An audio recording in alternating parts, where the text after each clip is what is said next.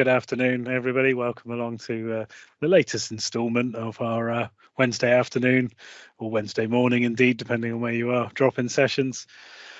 So today's session, it's one that we have run in the past, probably 6 or 7 months, actually longer than that. I think I looked up, it was about 8 months ago, the last time we did one of these. And it was pretty popular last time. In fact, we have a number of blogs on our website around running process workshops, running online process workshops, how to prepare for a process workshop, how to set an agenda for a process workshop, and they're some of our most popular blogs. So it's a theme that comes up time and time again. And of course, in our training and onboarding, we tend to focus on, say, the more technical aspects of using the product and the methodology.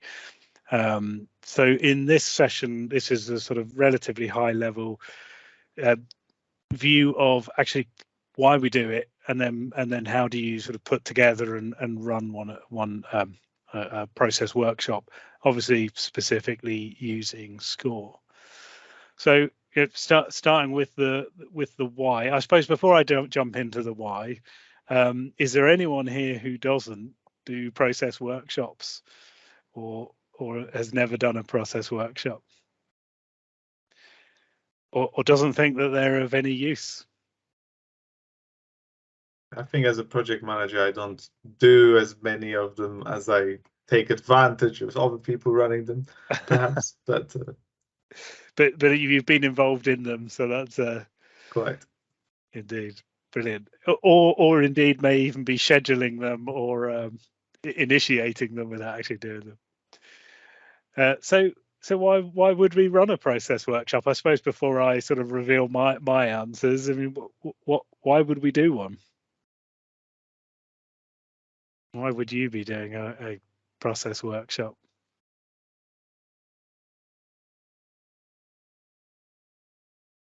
Well, we want to understand what's happening. That's what I'd be doing if we wanted to understand what's happening, where the pain points are, what the problems are, what's known about potential opportunities, etc., and get some feedback from the people in the room to understand what the process looks like. Yep. Anything else? I think generally the level of detail that is available otherwise varies greatly, of course, specific cases to specific cases, but generally is rarely sufficient to actually have confidence in any change that we might be wanting to do. Yeah, indeed. And I suppose one of the things I didn't do is to sort of clarify what I mean by a process workshop, but generally what we're talking about is getting a group of people into a room, talking about a process and mapping it out in some way, as opposed to a interview style, like you might be you're sitting one-on-one with somebody talking through the process, or God forbid you're involved in one of those situations where somebody random goes away and sits in a dark room and maps somebody else's process without ever even talking to them. Happens an awful lot. So going back to what I was talking about there in terms of it's about having a group of people in the room talking about the process. So for me, it's about having the right. It's about that alignment and often engagement as well. So if you're talking about the process, obviously, if you are talking about the process in a one-to-one interview type situation, you're only going to get one perspective on that process, and actually getting a group of people in the room together to talk through the process. Those of you who've been through the exercise will know very well is that someone will go, oh, but that's what you do, or that's how you do it. I thought you did this instead. And so you have this sort of often can be quite, there can be a bit of a conflict sometimes, but I think that it generally turns out quite positive, because people go, oh, now I understand why that happens the way it does. And actually, you know, the benefits are about getting clarification, you know, between people in the team or on the process. But I think also more subtly, you often will end up in a better understanding of each other. You know, you'll get better trust building within the team, because people are starting to understand what they might have seen as mistakes that people made before. They start to understand better, you know, why they do what they do, and discuss better ways of doing it. And I think that's another key thing, is that, you know, there's often different ways to do the same thing, and through that conversation people can talk about, well, I do it this way because, you know, it saves me time, or I get a better outcome, and the other someone else is saying, well, that's great, I'm going to do it that way in future. I mean, often, you know, if you're I've put here something about time being limited, because again, if you're interviewing people, yes, you might be able to do it quicker. So you might be able to do an interview in 30 minutes or an hour, whereas a workshop might take 2 to 3 hours. But if you've got 6 or 7 people that you need to go and interview, that's obviously going to take longer. And often, if you're sort of also having to combine decision making about best practices and things in there, then it's obviously you know, it can help save time. Obviously, you know, we built Skore around the concept of being able to map at the speed of conversation. For us, very early on, it was about, you know, we were all experienced in whiteboards, sticky notes, taking a photograph of those and then typing them up afterwards. And we were very much looking at, how do we essentially replace that approach, but without taking away any of that sort of interactive or engagement aspect that you can get with the sticky notes and so on. So that was a big driver originally with Skore, was about building an interface that was more of a facilitation tool rather than sort of replacing sticky notes and whiteboards. It had to do a lot more than just that. So let's go back and look at the other sections that I just want to go through this afternoon. So essentially what I want to talk about, again, I've got some tips on running a workshop, so we're not going to go into too much detail on that section. I think if I remember correctly, Sam, next month we're looking at running another session which we'll call mapping at the speed of conversation. So we'll go into a bit more detail of the more concrete bits of using Skore to do that. But essentially what I want to explore this afternoon is, what are the things you should be doing before you go into a workshop? Because so often I see people go, we need a workshop on X, they book it in the diary, and then no one's really sure what's happening until they turn up on the day and start sorting it out. As I say, some tips on running a workshop and then things to think about when you're following up. So let's start with what we need to do before the workshop. You won't be surprised to see that we've defined this as something of a process. The order of this may change, so it doesn't have to be perfect, but just to get you to think about some of the things that we need to do. You'll all know, if you've been through or seen any of the sessions we do on the 5 steps to the perfect process. And so we always talk about starting with the title and scope of the process. Now, again, this is the sort of thing that ideally you are defining way before you go into a workshop. You really want to make sure that if you're inviting people to a process workshop, that you're being very clear about what it is they're going to be, that you're asking them to do when they get in there. What is the process that you're asking them to look at? And if you can define the scope, and by that I mean, you know, where does that process start and where does it finish? You can have them start to think about that beforehand. It may change during the workshop, but by having something ready to go, will allow people to be much more focused and much better prepared when they come to the workshop. But more importantly, having a very clearly defined scope also helps you think about quite more carefully about who you're going to invite to that workshop. And that might be, you know, people who are experts in the process, people who do the process, or stakeholders that are impacted in some way by the process. So again, you need to think through the next step, I guess, on here, which is, what is the purpose of or objective, and in this case I'm talking about not just the purpose or objective of the process itself, but the purpose and objective of why we are mapping this process now. Okay, what is it we're looking for? In some cases, it might be that you are proactively going out and documenting how key processes work in the organization. And if that's fine, that's your objective of the workspace. You could maybe flesh out thinking about, okay, what level of detail do we need to get? We know invariably that when people come together, they're going to have slightly different ways of doing something. So we just want to agree what we believe is the best practice to doing this.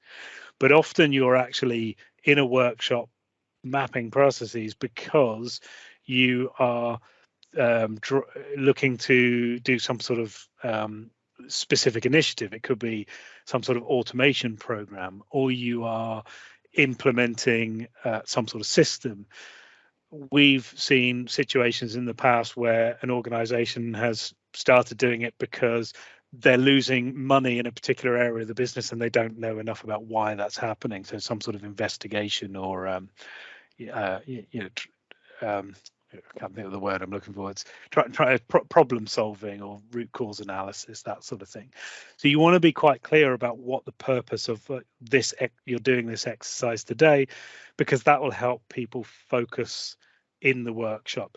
Because if you're organizing a process workshop for 3 hours, it can quite easy to fill that 3 hours and not feel like you've done everything you need to do. So it also helps you think about, as the time's progressing, going, are we answering the question we set out to answer?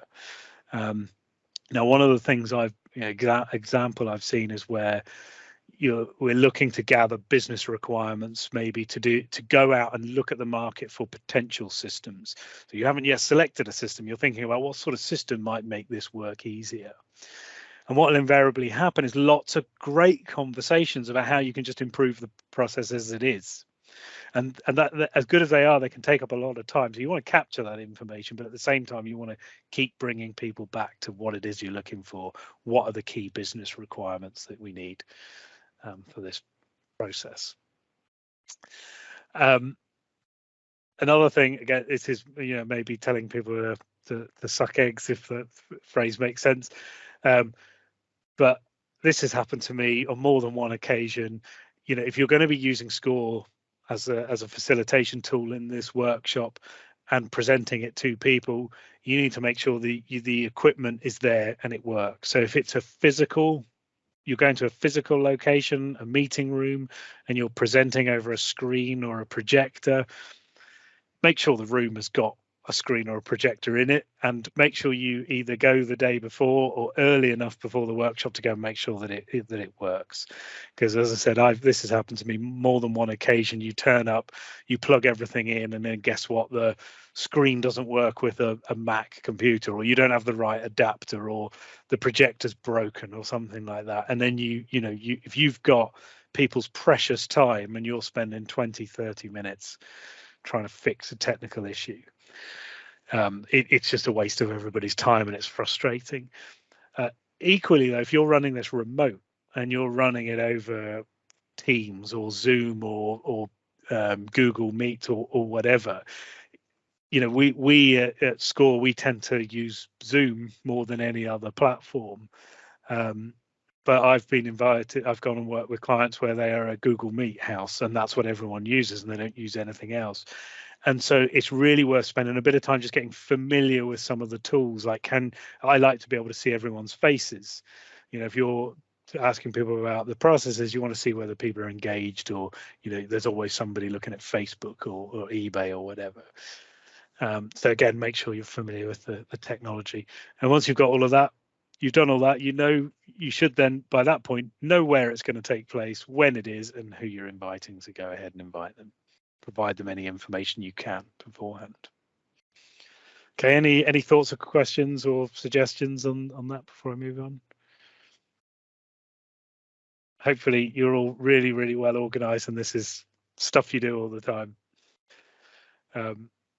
Perfect. So I'm going to go into tips for running workshop. As I said, I'm not going to do too much. I'll touch on some of tips about using the product, but at a high level, first of all, is just think about the structure of the workshop, right? Most of the time you're going to be spending mapping out and talking about the processes, but absolutely worth setting up a short introduction at the beginning. Make sure everyone's aligned, make sure you've got all the right people in the room. If people are not familiar with the approach that you're using, spend a couple of minutes just describing, this is a what box and it describes what happens and who does it. We are going to also ask you about, how do you know when an activity is finished so that we get outputs, and we're going to be capturing other types of information as well. So just set people up, reiterate what the objective of the workshop is. Again, what's the question we're asking today? Is it about capturing requirements? Is it about identifying improvement opportunities? Is it about agreeing best practices? Whatever it is. Obviously, we'll come back to the mapping the process in a second, but once you've mapped the process, something that I learned years ago and have found incredibly valuable is at the end or towards the end, is to do a walkthrough of the process. And by that, I mean a verbal walkthrough of the process. So, whether it's the facilitator or whoever, someone stands up and just says, right, when we have this input, this person is going to do this thing so that they get that thing. Then this person's going to do this so that they get that. And you verbally walk through the process, because the times that I've done this, and as you're saying something, you're going, that doesn't make any sense. But when you kind of look at it on the page, it did, right? So really, really simple thing to do, but really, really valuable. And it just gives everybody a chance to make sure they're all aligned and agree. Mapping a process in a workshop is an iterative process. And again, if you're familiar with our 5 steps to the perfect process, where we talk about start with activities, then do outputs, then do roles, and then add other information. Okay, you don't have to follow those exactly, but they are iterative.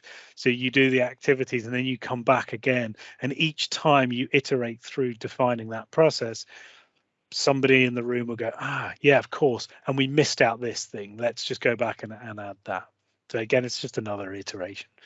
And then finally, you want to close out the workshop, agree any next steps. You're going to have a list of items that you couldn't action because they were out of scope or whatever. Make sure that somebody has been assigned those actions or tasks to go and do. I've always found it really valuable also to record who was in the workshop at the time. Even if you do it online, it's worth just making a note of who was in there. And in some organizations, they will even put a little note box and list all the people in there, because often if decisions get made about how to define the process, and it's quite useful later on to come back and look at it. If you're using the publish feature to publish versions, you can add notes against the versions as well. So sometimes that's quite useful to add. These were the people that were in the workshop when we agreed this version of the process. So just coming back to actually, before I just talk about mapping the process, pink box at the top there. Snacks are always a kind of good bribe to get people into a workshop. But one thing that I've learned is that if you are running workshops that are sort of 3 hours long, even maybe 2 to 3 hours long, and you're maybe doing more than one workshop a day, avoid sugar, avoid biscuits and chocolate, because what happens is people will eat all the biscuits and chocolate in the first hour. You get this great sugar rush. Hour and a half in, they like talking at 100 miles an hour, and then everyone wants to go to sleep at the beginning of the second hour. I've always found things like healthy snacks, fruit and nuts, to be a much better, just keep people at a constant. And people like stuff to do with their hands and things while they go through the workshop. So that's my little pro tip of the session. So just going back to mapping out the process. I mean, I think I've touched on most of these things already, but if you've agreed that, what is that purpose? What is the question needs to be answered? Put it on the diagram, because you're going to have your scope. You're going to have the title of the process. You're going to have the inputs and outputs. Put a note box and say, this is why we're here today, and it just reminds everybody and helps them focus. Use the 5 steps because of its iterative nature. helps people going through that exercise over and over again through the process. And then as you get, if you're new to using Skore, you might find it a little bit sort of fiddly at the beginning, but learning the shortcuts makes a massive difference. You're doing that, and again, we'll do a session on mapping at the speed of conversation, but you're just trying to take all the barriers out. When a group of people get together and there's this flow of conscious about how the process works, you want to tap into that and keep that going. And again, I talk about using full screen mode if it just helps to make better use of the real estate. One of the things that we've discovered over recent years is that as flat screen TVs have become much more common in meeting rooms than projectors, probably because of a cost thing, actually you generally tend to end up with less real estate on the screen than you did with a projector. So things like using full screen on your browser to get rid of the top tabs of your browser just gives you a bit of extra space, and it does make a difference when you're doing this sort of thing. One thing I should have said is that this process that I'm using here to talk through is actually available on our library, on our template library. And in the little attachments here, again, are a little bit more information or a few tips as well about doing these different steps. So if you go to app.getskore.com/library, you'll find the template library and the processes are in there. And I believe, Sam, they've all been migrated to Spinnaker as well. So it will know which version you're using and will give you the right version. Cool. And then the last thing is follow up on the workshop. I mean, I think I've covered most of this already, but just some really obvious stuff like, share the links to the process. But everyone can agree that what the process is before they leave the room, but afterwards, if you know who came along, you can share the links with them. It might be also that you couldn't invite everybody. So again, think about who are the other people that are important that couldn't come to the workshop, making sure that you share the links with them. If you've captured actions and tasks that need to be done, keep people up to date with what's happening in there. Make sure they know that the ideas and things are being progressed or actioned. And depending on the situation, you go out and request feedback from those people once they've got access. Ask them to leave comments and feedback. So again, you can start thinking about the next evolution of that process and where it goes back. So it's just a few tips there, but it's just about making sure that you don't get to the end of the workshop and it all just disappears into nowhere, that there is something happening with the process afterwards. I think at that point I'm going to stop and open up, see if there's any questions or any thoughts, suggestions from your own experiences, or the things that you've seen or done in a workshop which you would highly recommend